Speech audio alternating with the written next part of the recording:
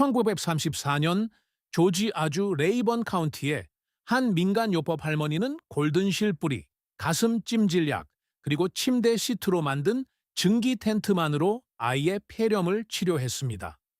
봄에 얼음이 녹을 때까지 의사도 약국도 없었으며 산골짜기 밖으로 나가는 길도 없었습니다. 이 목록의 18번은 매우 효과적이어서 사용된 식물의 75%가 산 사람들이 항상 주장했던 바로 그 약효를 포함하고 있다는 사실이 나중에 과학적으로 확인되었습니다.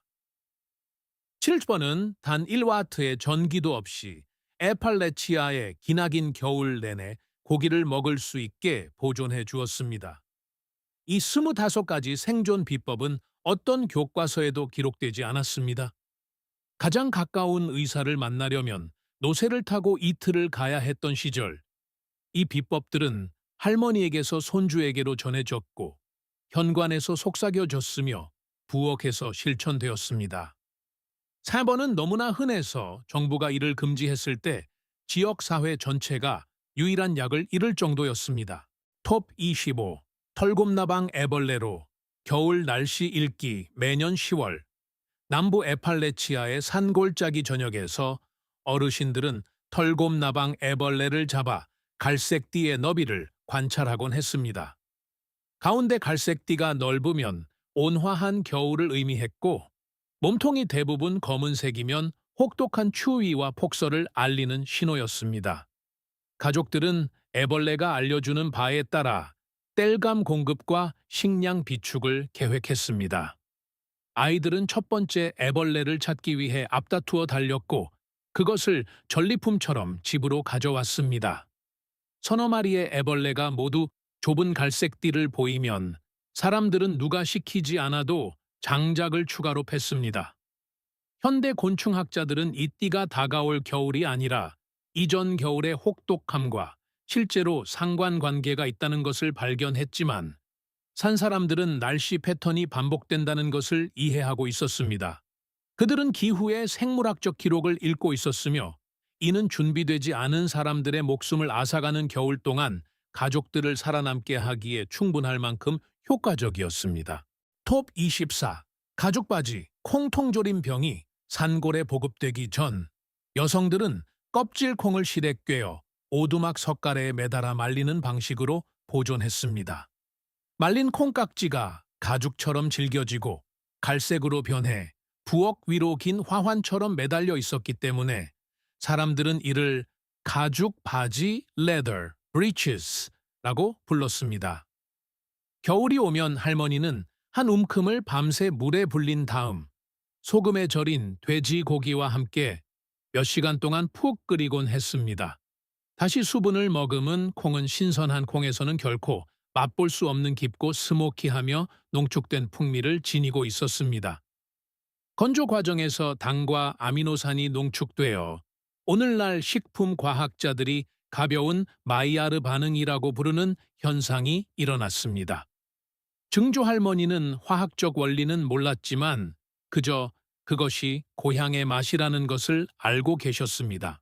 톱 23. 샘물창고 냉장시설이 산골짜기에 도달하기 전 동부 켄터키의 일부 지역에서는 1940년대 후반까지도 도달하지 못했습니다. 가족들은 차가운 산속 샘물 바로 위에 작은 돌 구조물을 지었습니다. 바닥에 파인 수로를 따라 물이 흐르면서 내부는 1년 내내 화씨 50도에서 55도, 섭씨 10, 13도로 일정하게 유지되었습니다. 버터 항아리, 우유통, 손질한 사냥, 고기 등을 흐르는 물이 있는 얕은 구유에 두면 8월에도 며칠 동안 신선하게 유지되었습니다. 문을 열기 전부터 물이 흐르는 소리를 들을 수 있었습니다. 7월의 어느 오후 그 안으로 발을 들여놓으면 마치 동굴에 들어간 것처럼 시원한 공기가 얼굴에 와닿았습니다.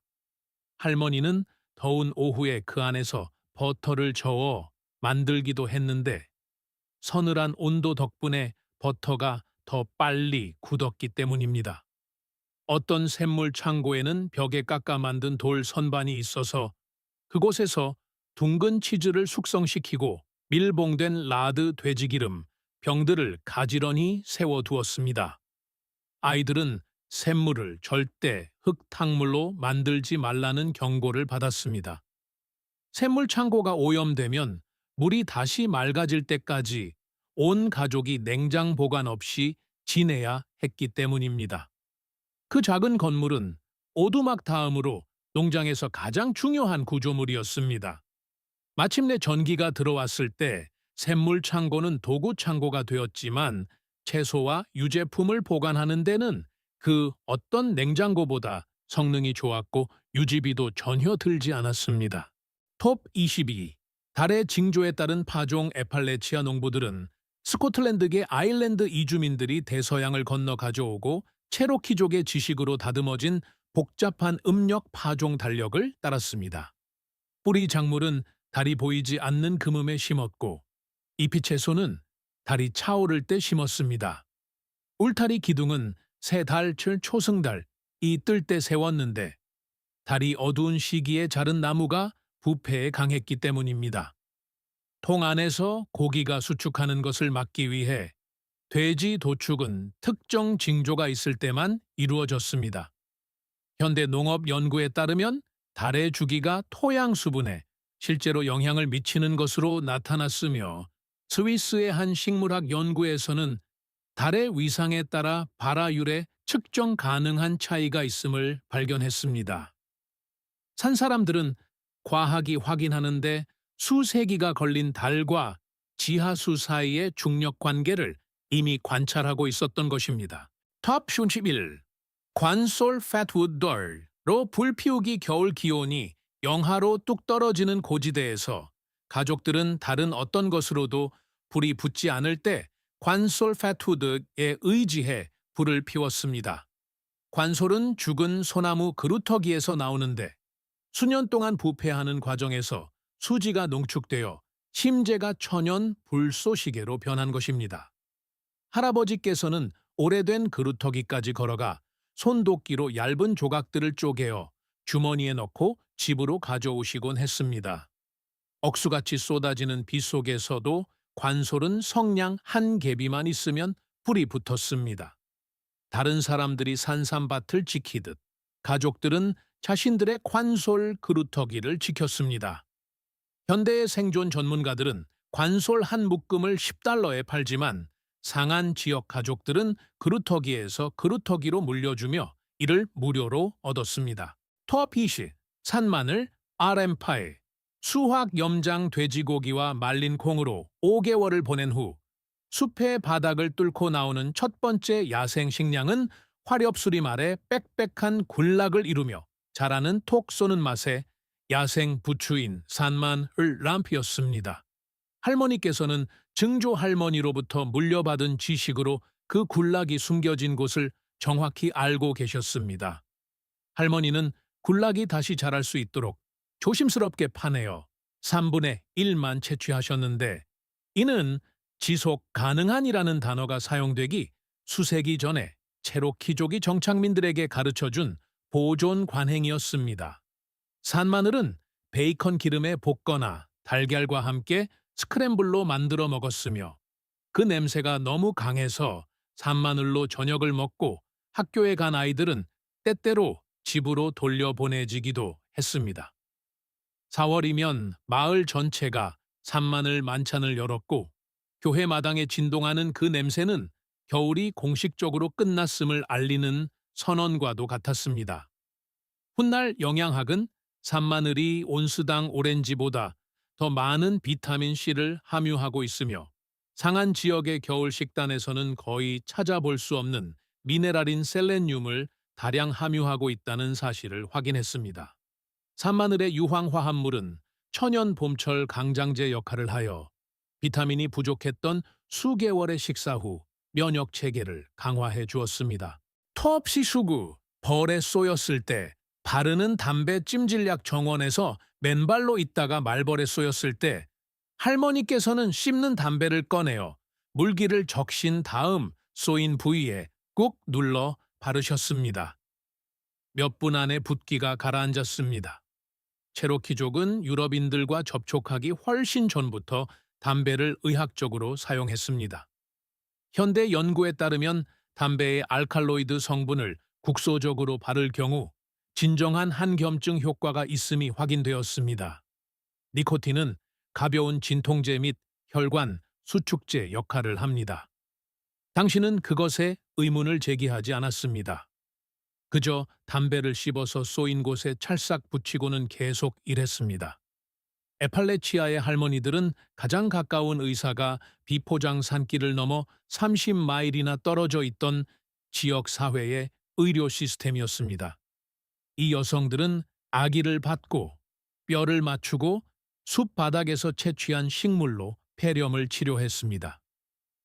1966년에 시작된 폭스파이어 v 폭스파이어 프로젝트는 수십 년 동안 이 지식을 기록했습니다.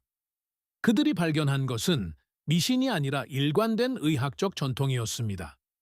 2003년의 한 분석에 따르면 전통적으로 사용된 식물의 75%가 치료사들이 주장한 것과 정확히 일치하는 진정한 약효 성분을 함유하고 있는 것으로 나타났습니다.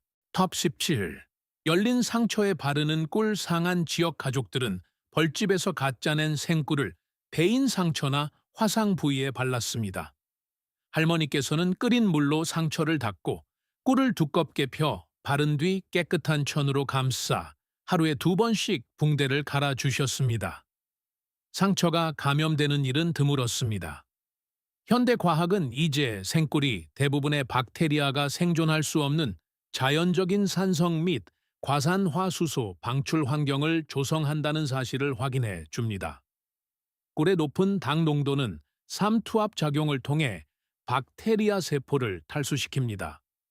제1차 세계대전 당시 영국군은 전장의 상처에 꿀을 사용했으며 임상 연구를 통해 항생제 내성 포도상구균 감염에 대한 꿀의 효과가 입증되었습니다. 벌통 하나면 1년 동안 식량과 약으로 모두 사용할 수 있는 충분한 꿀이 생산되었습니다. 선반 위에 놓인 그 끈적끈적한 병은 디저트가 아니라 응급실이었습니다. 토프 심수육, 오치나무 수막, 레모네이드 울타리를 따라 자라던 그 붉은 열매송이는 훌륭한 음료였습니다. 뿌리폰나무 스태그호른 수마스넛은 상한 지역 가족들이 여름 내내 만들어 먹던 시큼하고 비타민C가 풍부한 음료의 재료가 되었습니다. 열매송이를 떼어내어 찬물에 몇 시간 동안 담가둔 뒤 천으로 걸러내고 꿀로 단맛을 냈습니다. 그것은 더 깊은 맛이 나는 핑크 레모네이드 같았습니다. 체로키족이 정착민들에게 이 제조법을 가르쳐 주었습니다. 빠흔 열매는 생선의 양념으로 뿌리기도 했습니다. 도곳나무 포이즌 수막 존은 흰색 열매를 맺으며 늪지대에서 자랍니다. 위로 솟은 붉은 열매는 마실 수 있음을 의미했고 아래로 매달린 흰색 열매는 죽음을 의미했습니다. 이는 5살짜리 아이도 절대 잊지 않을 만큼 간단한 규칙이었습니다. 터프 스핀스, 사사프라스 차 매년 봄, 가족들은 사사프라스 뿌리를 캐서 녹슨 색깔의 차로 끓여 마셨는데 옛 어르신들은 이를 피를 맑게 해주는 정혈제라고 불렀습니다. 사사프라스는 루트비어의 원래 향료이기 때문에 따뜻한 루트비어 맛이 났습니다. 상한 지역 사람들은 겨울철 무거운 식사 후 피를 맑게 하기 위해 이 차를 마셨습니다. FDA는 쥐 실험 결과를 바탕으로 1960년에 사사프라스 오일을 금지했지만 차 한 잔에 들어있는 농도는 동물들에게 해를 끼친 양보다 수백 배나 낮습니다. 200년 동안 안전하게 마셔온 가족들은 대수롭지 않게 여기며 계속해서 뿌리를 끓여 마셨습니다. 오늘날 건강식품점에서는 같은 나무 껍질을 비싼 가격에 판매하고 있습니다. 톱 14. 지하 저장고 산비탈이나 오두막 바닥 아래에 파놓은 지하 저장고는 에팔레치아 지역의 냉장고, 냉동고, 식료품 저장실을 합쳐놓은 곳이었습니다. 흙 자체가 단열재 역할을 하여 10월부터 4월까지 내부 온도를 화씨 35도에서 40도, 섭씨 약 1.634는 온으로 일정하게 유지해 주었습니다. 집 속에 묻어둔 감자는 싹이 트지 않고 5월까지 보존되었습니다. 신문지로 개별 포장한 사과는 몇 달 동안 아삭함을 유지했습니다. 천장 들보에 거꾸로 매달아 놓은 양배추는 2월에도 겉잎을 벗겨 먹을 수 있을 만큼 신선하게 유지되었습니다. 제대로 지어진 지하 저장고는 에너지가 전혀 필요 없었고 가끔 쓸어주는 것 외에는 유지 보수도 필요하지 않았습니다. 어디를 파야 하는지, 황희는 어떻게 해야 하는지에 대한 지식은 아이에게 사격을 가르치는 것과 같은 진지함으로 아버지에게서 아들에게로 전수되었습니다. 지하 저장고를 잃는다는 것은 곧 겨울을 잃는 것을 의미했습니다. 톱 13. 감염에 쓰이는 옐로우 루트 모든 가을가에서 자라는 이 작은 관목은 200년 동안 상한 지역에서 가장 신뢰받는 항생제 역할을 했습니다. 할머니들은 인후염, 위장질환, 감염을 치료하기 위해 선명한 노란색 뿌리를 끓여 쓴 차로 만들었습니다. 이 뿌리에는 현재 한 병에 $20에 보충제 형태로 판매되는 베르베린이 함유되어 있습니다. 베르베린은 연쇄상구균, 대장균, 칸디다균에 대해 확인된 항균 및 한겸증 특성을 가지고 있다는 것이 문서로 입증되었습니다. 할머니들은 이 화합물의 이름은 몰랐지만 옐로우 루트가 효과가 있다는 것은 알고 있었고 그들의 생각은 옳았습니다. 탑 4비 엘더베리 시럽 겨울철 기침이 계곡 마을을 휩쓸 때면 할머니는 늦어름에 만들어둔 엘더베리 시럽을 꺼내셨습니다. 짙은 보라색 열매를 정향과 함께 끓인 다음 걸러서 유리병에 담았습니다. 매일 아침 한 숟가락씩 먹으면 가족들이 활기차게 생활할 수 있었고 아픈 사람에게는 4시간마다 한 숟가락씩 먹여 치료했습니다. 2004년에 한 연구에 따르면 엘더베리 추출물이 인플루엔자 증상을 평균 4일 단축시키는 것으로 나타났습니다. 할머니에게는 임상시험이 필요 없었습니다. 100년에 걸친 가족의 기록이 있었기 때문입니다. 미신으로 치부되던 많은 민간 요법이 현재 주요 대학에서 연구되고 있습니다. 베르베리는 제2형 당뇨병 치료제로 연구되고 있으며 엘더베리는 모든 약국에서 삼부콜, 삼부촐이라는 이름으로 판매되고 있습니다. 이 식물들은 모든 산비탈에서 무료로 자랐지만 이제 기업들은 할머니들이 거저 나누어 주던 것과 같은 화합물에 병당 29.99달러를 청구하고 있습니다. 타피오툴, 포포나무 열매 채집. 북미가 원산지인 가장 큰 식용과일은 에팔레치아 숲의 하층 식생에서 야생으로 자라며 바나나와 망고를 섞은 듯한 맛이 납니다. 9월에 익고 몇 시간 만에 상처가 나기 때문에 상점에서는 한 번도 본 적이 없을 것입니다. 할머니는 커스터드와 빵을 만들기 위해 가을 바닥에서 이 열매를 주우셨습니다. 이 과일에는 비타민 C, 마그네슘, 철분이 풍부합니다. 그늘이 필요하고 열매를 맺기까지 7년이 걸리며 수확 기간은 일주일도 차에되지 않습니다. 숲을 속속들이 아는 사람들에게는 완벽하지만 다른 모든 사람에게는 가치가 없습니다. 가족들이 공장 일을 찾아 떠나면서 포포나무 군락지는 잡초로 뒤덮였고 그 지식은 할머니들과 함께 사라졌습니다. 티옵 스위스, 나무 재로 만든 잿물 비누 모든 농가에는 부엌 문 밖에 재통이 있었는데 그곳에 벽난로 재를 모으고 빗물로 걸러내어 잿물을 만들었습니다. 할머니는 그 잿물을 정제한 돼지비계와 섞어 비누처럼 걸쭉해질 때까지 무소에 솥에서 끓였습니다. 이 과정은 꼬박 하루가 걸렸고 비율이 정확해야 했습니다. 할머니는 액체에 깃털을 담가 혼합물을 테스트했는데 깃털이 녹으면 잿물이 충분히 강한 것이었습니다.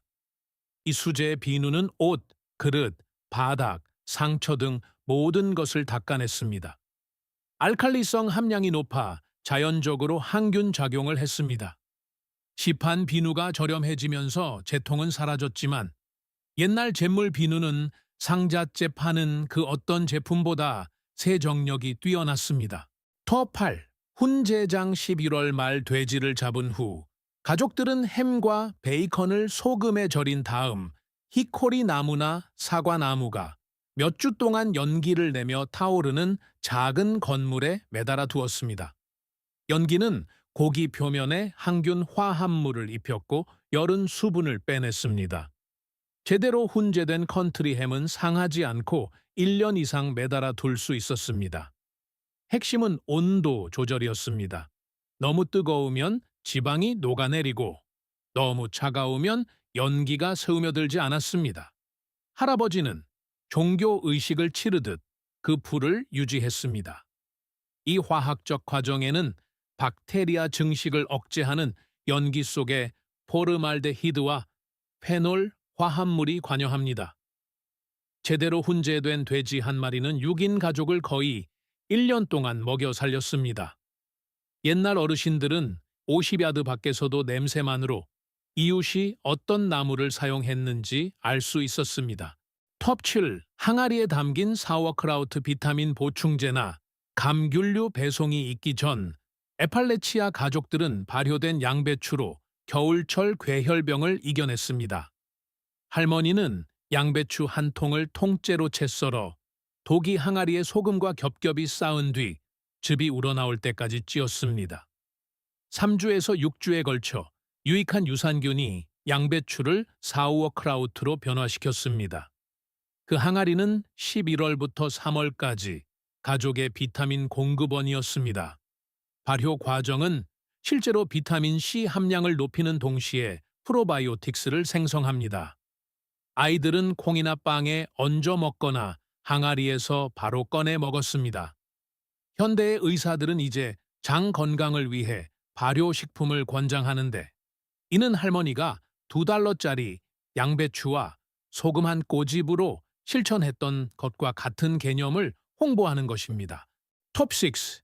폐에 좋은 멀레인 길가마다 피어있던 그 솜털이 보송보송한 키 큰 식물은 산골의 기침 시럽이었습니다. 말린 이풀차로 끓여 가슴 감기를 치료했고 따뜻한 기름에 적신 입은 가슴 스포제가 되었습니다. 어떤 가족들은 전식을 치료하기 위해 말린 멀레인을 피우기도 했습니다. 현대의 약초학자들은 멀레인의 거담제 역할을 하는 사포닌과 점액질이 함유되어 있다는 사실을 확인했습니다. 독일의 한 연구에서는 멀레인 추출물이 귀 감염에 효과적이라는 사실을 밝혀냈습니다. 그 길가의 잡초는 200년 동안 호흡기 약국 역할을 했습니다. 터피, 화폐로 쓰인 인삼 에팔레치아의 깊은 산골짜기에서 미국산 인삼은 돈이었습니다. 할아버지는 야생 인삼 뿌리 1파운드를 캐서 제재소에서의 하루 일당보다 더 비싼 값에 팔 수 있었습니다. 중국인 구매자들은 그늘에서 천천히 자라는 이 식물이 더 효능이 뛰어나다고 여겼기 때문에 에팔레치아산 인삼의 높은 가격을 지불했습니다. 훌륭한 10만인은 은행가가 계좌를 알듯 자신의 인삼밭을 꿰뚫고 있었으며 그 위치를 가문의 비밀로 지켰습니다. 이는 수세기 동안 실천해온 지속 가능한 채취 방식으로 항상 가장 어린 뿌리는 남겨두고 붉은 열매는 다시 흙 속에 심었습니다. 인삼은 다른 어떤 것으로도 감당할 수 없을 때 아이들의 학교 옷값과 병원비를 내주었습니다. 1970년대에 외지인들이 남획을 시작하면서 오래된 가족의 인삼밭은 대부분 텅 비게 되었고 인삼은 자취를 감추었습니다. 톱5. 옥수수 껍질의 활용 옥수수 수확물 중 버려지는 것은 아무것도 없었습니다. 말린 껍질은 매트리스를 채우고 벽에 단열재로 쓰였으며 따서 의자 시트를 만들었습니다. 또한 꼬아서 밧줄을 만들고 엮어서 인형을 만들었으며 음식을 싸는 데도 사용되었습니다. 옥수수 껍질로 의자 시트를 깔끔하게 엮을 줄 아는 여성은 큰 존경을 받았습니다. 폼 매트리스와 합성 밧줄이 등장하면서 옥수수 껍질의 수백 가지 용도는 단 한 세대 만에 사라졌습니다. 톱 3. 약으로 쓰인 밀주 문샤인. 가장 가까운 약국이 꼬박 하루를 가야 할 만큼 먼 지역 사회에서 옥수수 위스키는 마취제, 소독제, 감기약 역할을 했습니다. 할머니들은 마시기 위해서가 아니라 치료를 위해 위스키 한 병을 보관해 두었습니다. 치통이 있을 때는 위스키에 적신천을 잇몸에 대었고 깊은 상처에는 꿀을 바르기 전에 문샤인을 뿌렸습니다. 얼음 설탕을 넣은 위스키는 상한 지역 어디서나 인후염을 치료하는 데 쓰였습니다. 정부가 가정 내 증류주 제조를 불법화했을 때 상한 지역에서 가장 다용도로 쓰이던 약도 함께 사라졌습니다. 톱 2. 수맥 찾기, 워터 위칭. 우물이 필요한 가족은 지역에 수맥 찾는 사람, 워터 위치를 불렀습니다. 이 사람은 위치 헤이즐, 풍년화이나 버드나무로 된 Y자형 나뭇가지를 들고 땅 위를 걸어 다녔습니다. 나뭇가지가 저절로 아래로 기울어지며 쥐고 있는 부분의 껍질이 벗겨질 정도로 강하게 당겨지면 그곳이 바로 물이 흐르는 곳이었습니다.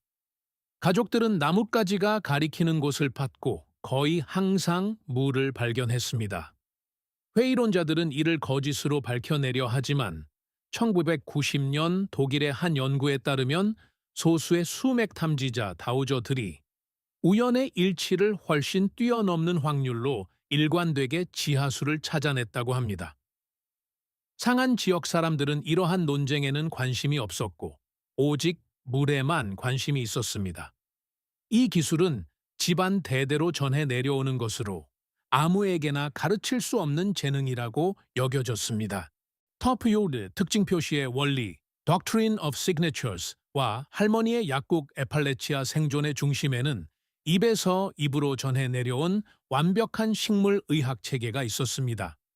이 원리는 식물의 생김새가 그 용도를 나타낸다고 믿었습니다.